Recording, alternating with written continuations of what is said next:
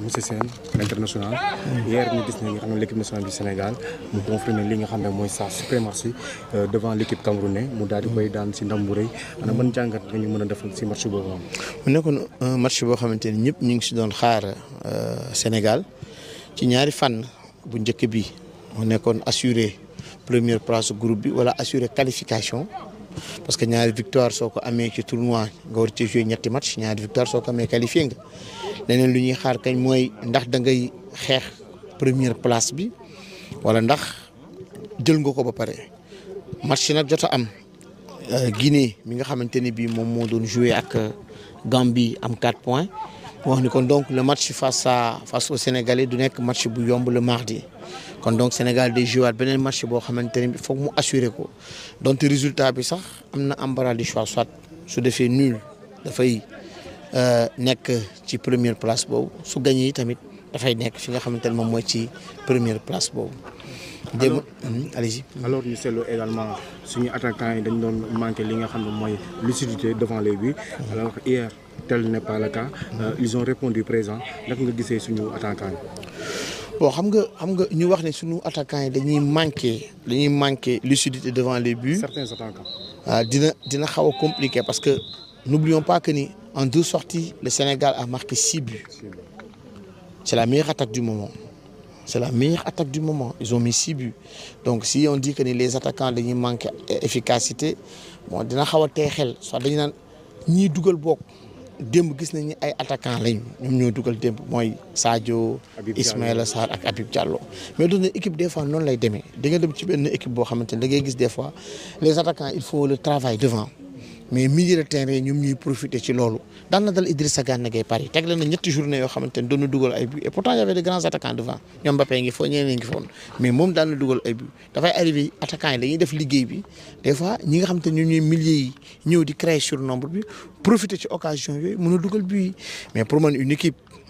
à la CAN ñëpp xam nañu les équipes commencent serrées les matchs commencent difficiles une équipe qui te met 6 buts bon si on remet en doute les performances offensives bon dina ma xaw a jaaxal. alors face à la Guinée. Qu'est-ce qu'on peut attendre? Bon ça sera un match serré dans un premier temps parce que comme ni ma ko waxee les Guinéens ne viendront pas pour ne dañu ñoo gagner ci Sénégal tout en sachant que ni am nañ 4 points lenn assuré nañ ko pour les meilleurs troisièmes ñett ñi mën nañ cee bokk pour les meilleurs troisièmes les 3 meilleurs troisièmes léegi nag su fekkante ni négocier nañ seen match ak xel. bon suñu fa jëlee benn point ñoom ils seront deuxième du groupe parce que même Cameroun de l'autre côté 1 point la am su gagné Gambie te wóoru sax ne dina ko gagné 4 points lay am léegi nag su Guinée ñëwee xam naa ne de Kaba Diawara di leen ko wax ne football leen à 1000% pour gagner Sénégal non yaakaaruma ko de dina leen ne ñu gérer dina leen ñu ñëw parce que 1 point permettre na leen ñu jël deuxième ci groupe bi et di wax ni compétition bi yamul fii y a les 8e de finale. y a les quarts et ce munition yëpp doo ko génne te gëm naa ne aussi Aliou il ne va pas mettre une équipe triple XL il va respecter les Guinéens mais il y aura des changements à 3 à 4 postes yoo xamante ne bii mun nañ ko séntu ndaxte nag du match boo xamante ne bii ni bu capital lay doon match bu important la rek Aliou day sécuriser li nga xamante ne mooy première place bu koy permettre des fii nga xamante ne mooy Yamoussoukro. merci beaucoup jaajëf. Ibrahima de la RTS 1 le Sénégal 2 matchs 2 victoires. waaw Sénégal fi mu ne nii ñi ngi ci Coupe d'Afrique bi man gis naa équipe boo xam ne équipe bu sereine la équipe bu jouer ak maturité ak expérience premier match bi ak Gambie boo xoolee Sénégal ni mu gérer match bi nga xam ne équipe bu am vécu la bu xam lan mooy Coupe d'Afrique des Nations et ça c'est important démb tamit contre Cameroun jàpp naa ne victoire de prestige la parce que Cameroun booy xool Afrique mooy réew bi nga xam ne nii moom moo fi gën a titré derrière Égypte Cameroun jël na juróomi yoon Coupe d'Afrique nga dugal ko ñetti buts gagné ko avec la manière football donte ni ci deuxième mi-temps bi xawoon nañ am tuuti ay sueur froide ak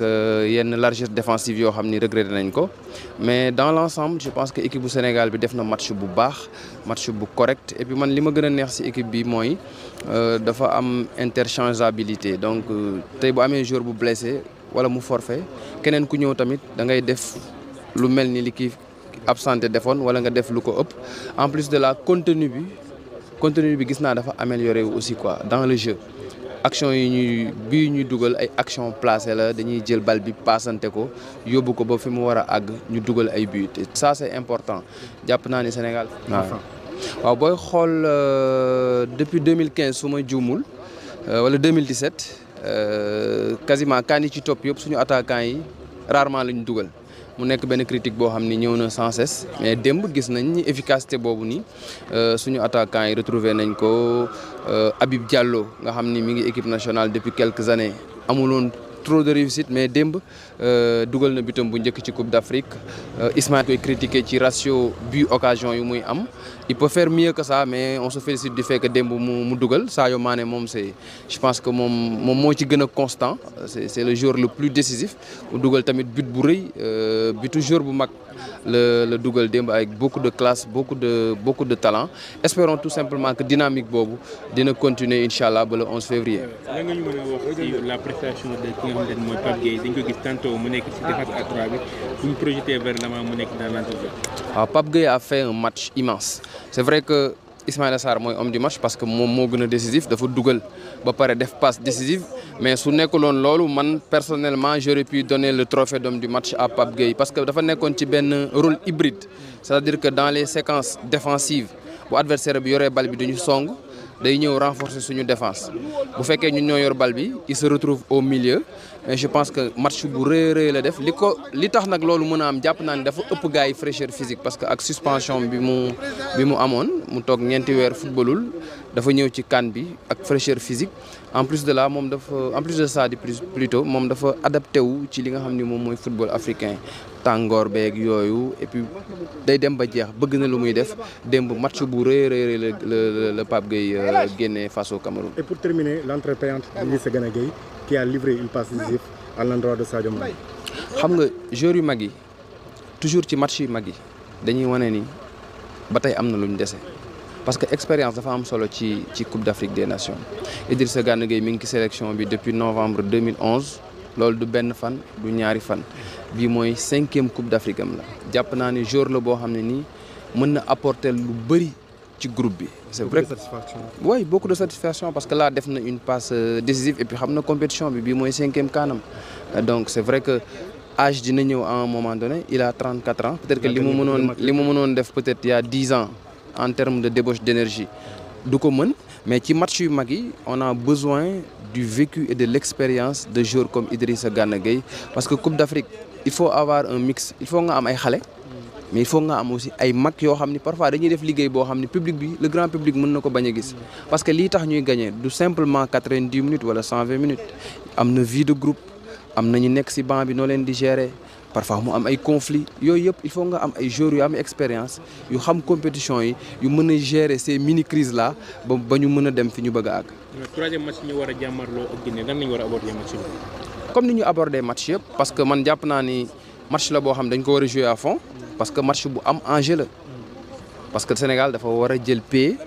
des fii nga xam ne mi moom mooy Yamoussoukro pour mën fi jouer 8e de finale man d'accorduma ci non qualifié nañ ba pare il faut tourner l'effectif non parce que soo ko defee Guinée dóor la Guinée dafay jël paie et là tu vas te déplacer te xamoo ci kan ngay dal te Aliou Cissé yaakaar naa ni xam na loolu parce que c'est un coach boo xam ni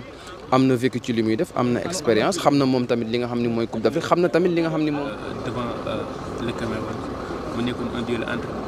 deux lions. tey jii ban jàngat nga ñu mën a defal ci match bi. mais xanaa satisfaction parce que c'est vrai que ni def nañu match bu complet comme nu ma koy waxee Sénégal taxawaayam moo baax dafay jouer match bi avec beaucoup de sérieux gis nañ aussi tonus bi nga xam ne xale yi def nañ ko ci milieu de terrain bi yaakaar naa ni man yàgg naa di topp équipe Sénégal mais gis équipe buy jouer nii man daal fàttalikuwuma ko waaye wala bëriwul parce que xale yi boole nañu maturité ba pare tactiquement ils sont intéressants techniquement ils sont bons donc ça veut dire que ni en fait ils se sont mis au diapason des autres ba pare apporter un plus ce plus c'est le tonus c'est la jeunesse et puis la vista vraiment entre Pape Matar Lamine Camara Pape Gueye vraiment on est satisfait mais aussi ñuy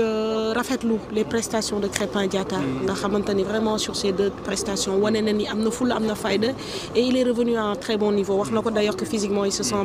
bien di rafetlu aussi taxawaayu quelqu'un comme Kalidou Koulibaly parce que c'est un joueur qui montre qu'il a du caractère, que c'est un leader, tu vois. Bon, ñeneen ñi ils se sont mis au diapason, muy ay Sadio Mané, xam nga, vraiment Habib Diallo aussi démb qui a fait un match vraiment intéressant. J'ai trouvé que voilà, peut-être que le but a toujours manqué, mais il m'a fait penser à sa prestation contre le Brésil, un joueur qui défendait bien, qui techniquement aussi crochet, vraiment il a été à la hauteur. Donc de manière globale, on a assisté à un très bon match. Maintenant, dans un match, tout n'est pas parfait. Je crois que défensivement, on a eu quelques soucis. Sur l'entame, à quelques pertes de balles, bon, des fautes individuelles, il faut le dire. Maintenant, c'est sur ça qu'il faudra devoir travailler. Deux matchs, 6 buts. Le réveil de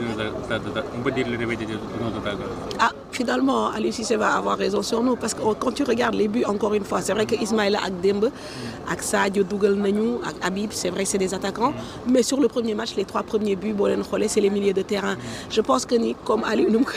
on a des buteurs assez variés. Mais l'olive, c'est parce que en fait, l'igni jouer mon l'air. C'est-à-dire quand tu joues vers l'avant et que les milieux viennent de l'arrière, pour apporter cette percussion, entraîner. Pour moi, c'est ça qui fait la différence. Et à un moment ou à un autre, les attaquants d'Intidal, forcément. Nous avons Sénégal problème balle arrêtée. Si les buts c'est balle arrêtée.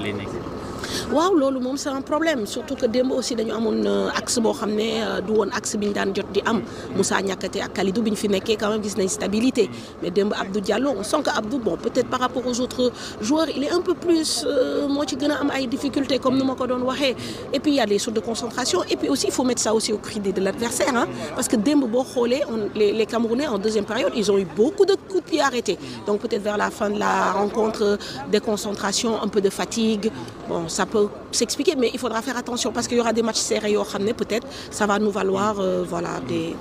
l'évolution tactique de Aliou Cissé tantôt nga gis mu jouer 4-4-2 4-4-3 3-5-2 foofu laay waxee man pour man Aliou il a fait de gros progrès il a travaillé d'ailleurs moi ce qui m'a surpris c'est quand il disait en conférence de presse c'est en jouant qu'on va gagner Aliou Cissé avant il disait pas ça c'est dans le jeu qu'on va gagner loolu doon ma ko woon dégg ça veut dire que ni moom aussi jël na bouteille jël na confiance ci boppam et machallah donc on espère que ça va aller et qu'il y aura certainement d'autres oppositions plus fortes et que là aussi il saura répondre parce que là sur ces deux matchs c'est lui qui impose moom mooy def li mu bëgg parce que am na effectif bi am na talent bi am na doole bi maintenant on verra sur d'autres matchs comment il va se comporter. Bah, je pense qu'il faut essayer de gagner parce que finalement ouais, le fait que la Guinée puisse aussi avoir cette première place on aurait pensé que l'équipe va tourner peut-être qu'il va faire tourner mais il faut gagner pour garder cette première place et rester bon gagner ou faire un match nul pour être premier et rester ici à Yamoussoukro. Merci beaucoup.